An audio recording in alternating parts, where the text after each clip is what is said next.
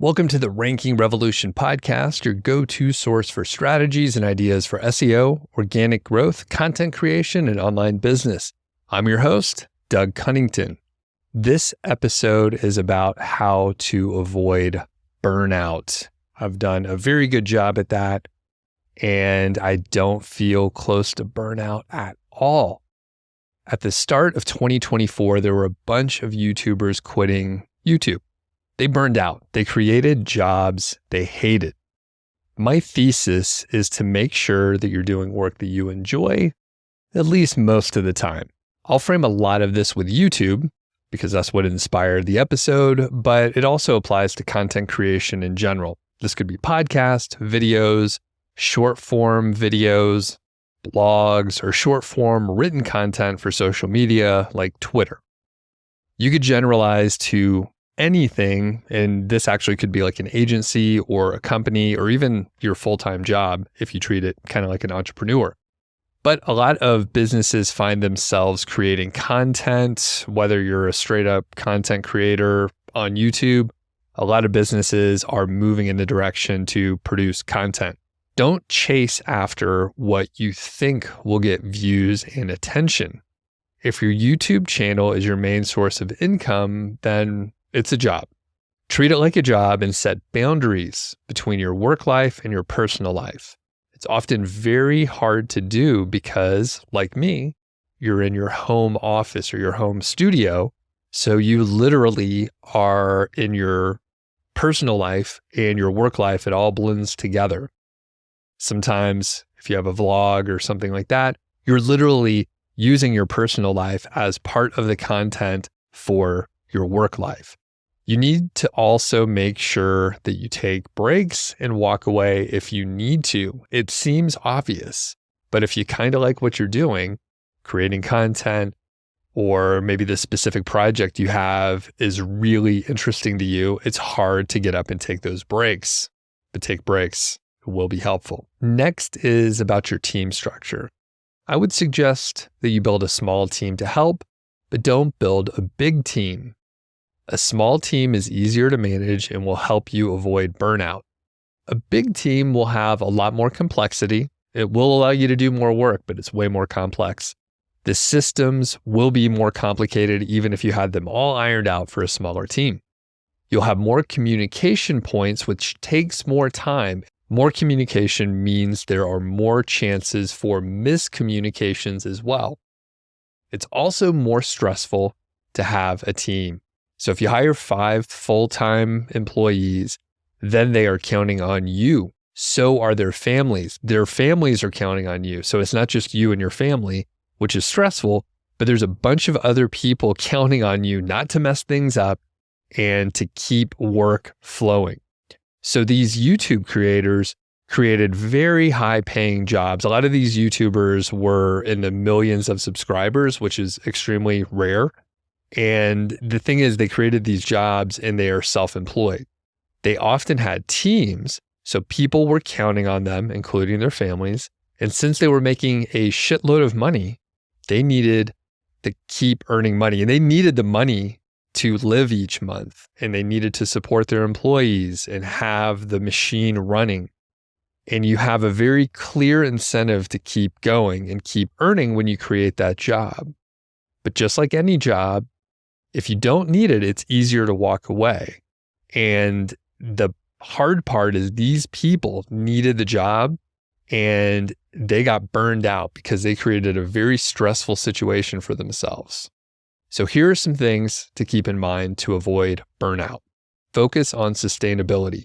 Don't chase trends or fads or people like me on YouTube who are saying, you got to do this or you got to do that. A lot of times, we're just trying to get views out there and it may or may not be a really good idea for you to spend time on it. So create content that you enjoy and that you can create for a long time.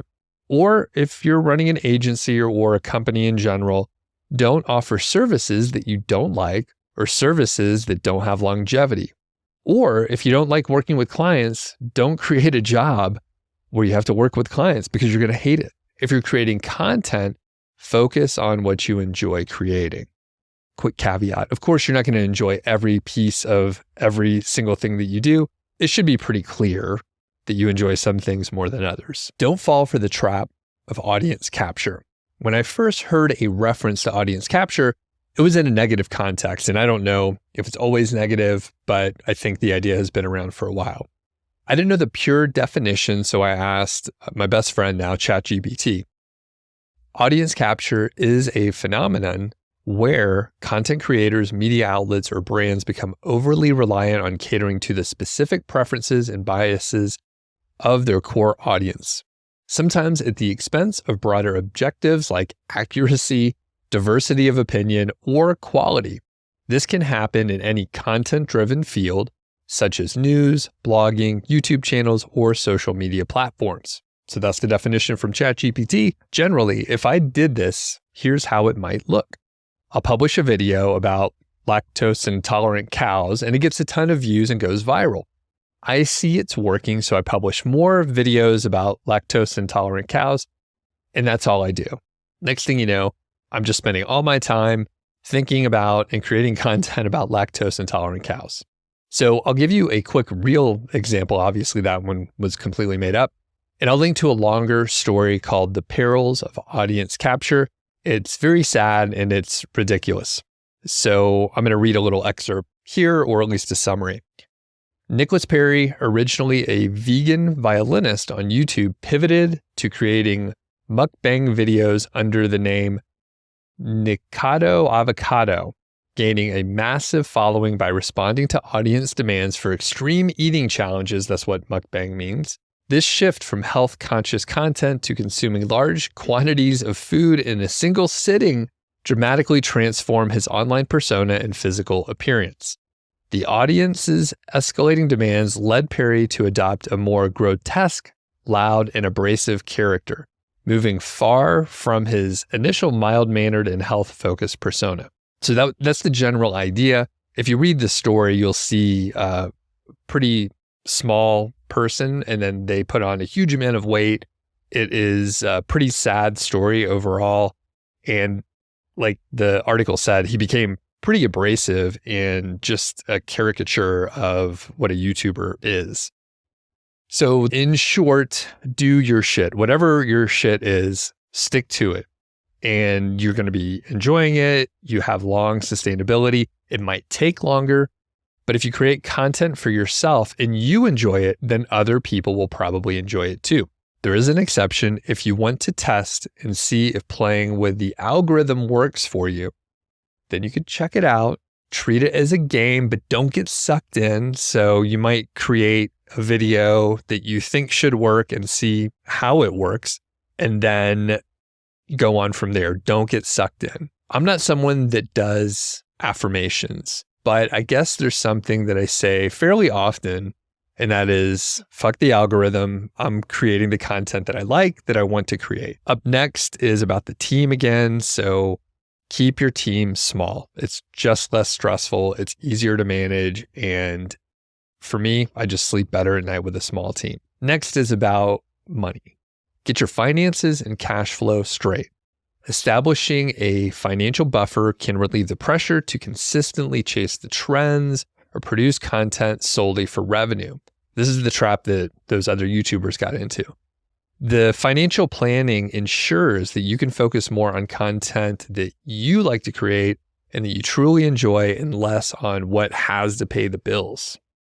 I do recommend you get regular feedback and community support. So engaging with your peers for feedback and mentorship can significantly boost your motivation and provide a fresh perspective. So if you're stuck on something, you can get an outside opinion. This community interaction helps prevent the feelings of isolation that often contribute to burnout. One thing that I've integrated into my YouTube channels and my podcast is interviews. So usually I'm just talking to my friends, people that I met either online or sometimes in person at conferences and events. It's fantastic. That's pretty much all the sort of social interaction that I need in my work time. I mentioned it before, but another great thing is to take breaks through the day. I know it sounds dumb, but stand up, get up, take a 5 to 10 minute walk, go outside if possible, take these 5 to 10 minute walks every 90 minutes or so. It may seem like it's less productive, but you'll actually be more productive throughout the full day by taking these breaks. You should also be aware of your mental health. Recognizing signs of mental fatigue and stress early on and prioritizing your mental health and well-being can prevent severe burnout. This awareness ensures that you continue to enjoy what you're doing without feeling overwhelmed. Related to mental health is sleep. So I'll just mention, if you are really stressed out, if you feel mental fatigue, if things are harder for you to do mentally, think about it. Are you getting enough sleep? And it feels like it's less productive, but if you get enough sleep, a lot of your stress, a lot of the sort of slow mental processes will get much better. And I know 100%, I probably would have made much better grades and things would have been a lot easier if I just got enough sleep in college in my early career. Right now, I'm sleeping quite a lot, usually about 8 hours a night, give or take, and I feel great. All around stress is a thing of the past most of the time. So if you realize you are getting overwhelmed, make sure you're getting enough sleep. Next is about quality. So focus on good enough quality. This applies mostly to content creation. Perfection will not be appreciated as much as you think it will. So I believe you're better off getting in more repetitions and iterating and shipping products more quickly, whatever your product is. If it's a YouTube short, if it's a long form video, if it's a TikTok, whatever, get more reps in. That's probably going to pay off more. If you're running an agency or working with clients, a high level of quality will be better for your deliverables. So maybe you don't have to hit perfection, but maybe do better than good enough. High level of quality will lead to your clients telling their friends and other companies, and that is quite valuable. So if you are running an agency or have a service, then a high level of quality is more important. However, for podcasters and YouTubers, you can ship good enough content and it will be good enough most of the time. For podcasters and YouTubers, get the audio dialed in. That's one area I obsess about, and I will sometimes still ship stuff that is good enough where the audio isn't perfect, but I really have tried to do a good job getting the best audio straight into the mic and then processing it the best I can. Last is just adding variety. So diversify the types of content that you produce just to keep it interesting, keep your sanity. It will help avoid monotony and boredom and keep things interesting. However, if you get trapped in your system, if you get trapped in the monotony of it all, then you will get bored. So I say some portion of the content that you create should have some variety. If you see some other person's content, their video, their long form video, then you can maybe try to emulate it in your own niche. And that's a good way to add variety. It not only enriches your portfolio, but it guards against that creative burnout that comes from repeating the same styles or topics over and over again.